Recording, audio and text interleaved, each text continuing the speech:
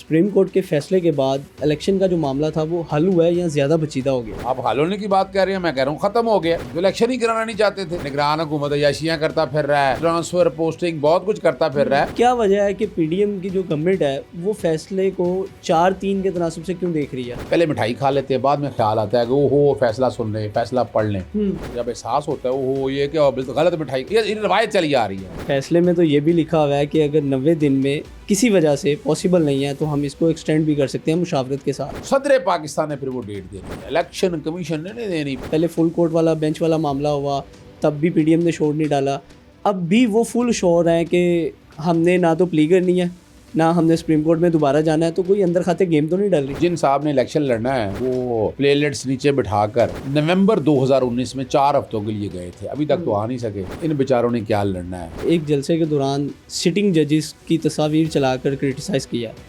एक तरफ मरियम नवाज साहिबा जिनके खिलाफ अभी तक कोई कार्रवाई नहीं हुई, दूसरी तरफ इमरान खान साहब जिन्होंने एक मजिस्ट्रेट के खिलाफ कुछ बोला था तो तौहीन अदालत लग गई थी, नाअहलियत तक बात चली गई थी। तो क्या लगता है क्या होगा? मरियम नवाज बुनियादी तौर पर बिगड़ा हुआ बच्चा है वो। वैसे तो नानी अम्मा है इस वक्त, वो जान के कह रही हैं कि मुझे नोटिस दिया जाए, मुझे कोई कंटेम्प्ट में सजा दे दें, मैं कोई हीरो बन जाऊँ। आप समझ रहे बात के नहीं? खान साहब के हवाले से बताते चलें 3 से 4 केसेस जो उनसे हैं वो चल रहे हैं और मुख्तलिफ केसेस में उनको पेशी पे भी बुलाया जा रहा है। तो क्या लगता है आपको कि किसी केस में खान साहब फंस सकते हैं? अस्सलाम वालेकुम जी, पब्लिक डिजिटल के साथ मैं हूँ फैज़ान चौधरी, मेरे साथ मौजूद है माहिर कानून अज़हर सदीक साहब। सुप्रीम कोर्ट का बड़ा फ़ैसला आ गया, उस पर बात करेंगे। सर, सुप्रीम कोर्ट के फ़ैसले के बाद इलेक्शन का जो मामला था वो हल हुआ है या ज़्यादा पेचीदा हो गया? नो वो ख़त्म हो गया मामला। आप हल होने की बात कर रहे हैं, मैं कह रहा हूँ ख़त्म हो गया।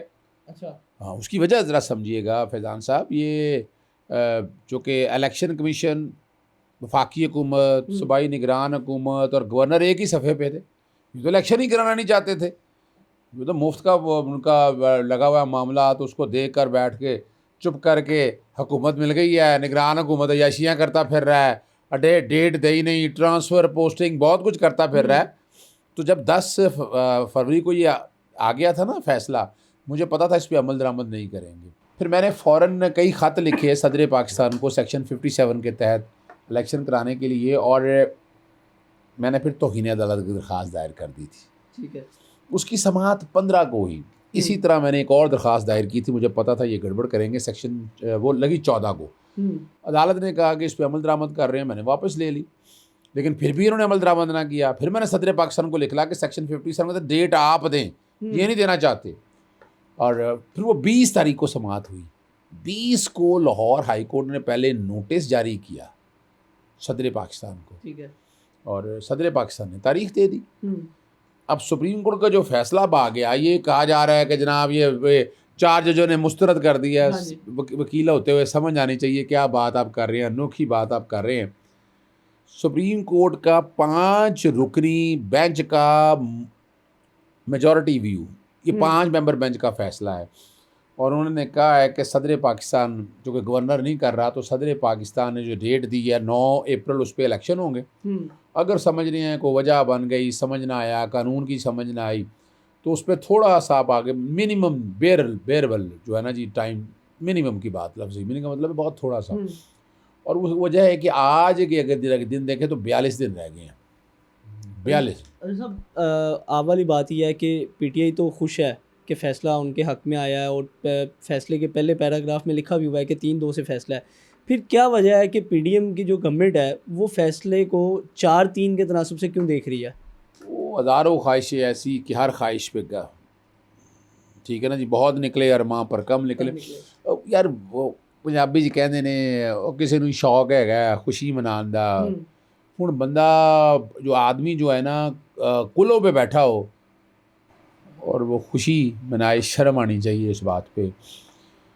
वो तो पहला फ़ैसला भी यही कहते रहे कि जनाब पहला फ़ैसला भी पढ़ा नहीं इन्होंने। होता ये है कि ये फ़ैसला ना पहले मिठाई खा लेते हैं, बाद में ख्याल आता है कि ओहो फैसला सुन लें, फैसला पढ़ लें, और जब एहसास होता है ओहो ये क्या गलत मिठाई, ये रवायत चली आ रही है।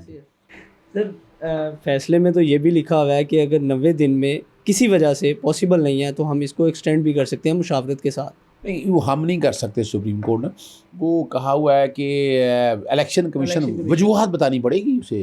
अब 17 दिन से ज़्यादा, मैं बड़ा क्लियर हूँ, 17 दिन से ज़्यादा आप इलेक्शन को डिले नहीं कर सकते।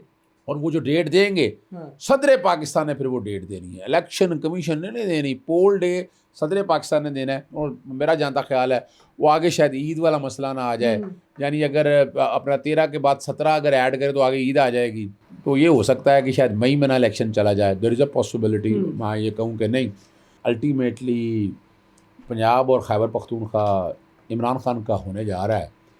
सूबाई असम्बलियों में देखो ना, आसिफ जरदारी के पास एक सूबा है, मुसीबत डाली हुई है उन्होंने पूरे पाकिस्तान में। तो अगर इमरान खान के पास 2 सूबे आ गए और सबसे बड़ा सूबा पंजाब इनके पास आ गया और खैबर पख्तूनख्वा आ गया, तो ये तो चैन से नहीं बैठने देंगे ना। तो सर एक चीज़ ये भी सामने आ रही है पीडीएम की जानिब से कि ये जो पहले फुल कोर्ट वाला बेंच वाला मामला हुआ तब भी पीडीएम ने शोर नहीं डाला, अब भी वो फुल शोर है कि हमने ना तो प्ली करनी है ना हमने सुप्रीम कोर्ट में दोबारा जाना है, तो कोई अंदर खाते गेम तो नहीं डल रही? तो देखें, इंसान जब इनकलाबी बन जाता है ना तो समझ नहीं आती क्या करना है। इन्होंने वोट को इज़्ज़त का बयानिया लगाया, अल्टीमेटली पता लगा वो बेच दिया। और जिन साहब ने इलेक्शन लड़ना है वो प्लेलिस्ट्स नीचे बिठाकर नवंबर 2019 में 4 हफ्तों के लिए गए थे, अभी तक तो आ नहीं सके। तो इन बेचारों ने क्या लड़ना है? मेरा जानता ख्याल है दिन गिने गए हैं, असा हूँ तुर जाना है तो दिन रह गए ने थोड़े। ठीक है ना जी? ठीक है। अच्छा, मरियम नवाज साहिबा की तरफ से बात करूँगा। उन्होंने एक जलसे के दौरान सिटिंग जजेस की तस्वीर चलाकर क्रिटिसाइज़ किया। एक तरफ मरियम नवाज साहिबा जिनके खिलाफ अभी तक कोई कार्रवाई नहीं हुई, दूसरी तरफ इमरान खान साहब जिन्होंने एक मजिस्ट्रेट के खिलाफ कुछ बोला था तो हिने अदालत लग गई थी, नाअहलियत तक बात चली गई थी। तो क्या लगता है क्या होगा? मरियम नवाज़ बुनियादी तौर पर बिगड़ा हुआ बच्चा है वो। वैसे तो नानी अम्मा है इस वक्त, लेकिन अगर वो वाकई इस मुल्क की वज़ीर-ए-आज़म बनी तो उन्हें मुल्क के कवानीन को मानना पड़ेगा। जिस तरह के जो उन्होंने नारे लगाए, जो बातें की, सिटिंग जजेस की तस्वीर चलाई, वो तौहीन अदालत है।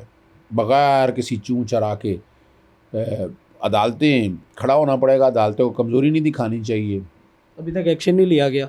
वो देखिए मैं बताऊँ, वो जान के कह रही हैं कि मुझे नोटिस दिया जाए, मुझे कोई कंटेम्प्ट में सज़ा दे दें, मैं कोई हीरो बन जाऊँ। आप समझ रहे बात के नहीं? ठीक है। लेकिन वो भूल जाती हैं कि तौहीन अदालत में अगर सज़ा हुई तो 5 साल के लिए नाअहली है, 5 साल नहीं लड़ सकते इलेक्शन। यूसुफ गिलानी ने 5 साल, वो मैंने कराया था डिस्क्वालीफाई, 5 साल तक वो इलेक्शन नहीं लड़ सके। तो इसलिए कोशिश कर रहे हैं कि हंगामा रहे, ऐसी हालात रहें, जो साहिब इक़्तिदार हैं, यानी जो साहिब जिन्होंने फ़ैसला करना है, वो खामोशी से बैठे हैं। जितना शोर डालना तुम कर लो, तुम्हें नोटिस ही नहीं किया जा रहा, करते रहो, तुम्हारी हैसियत क्या है, लेकिन इस पर किसी स्टेज के ऊपर एक्शन ज़रूर होना है।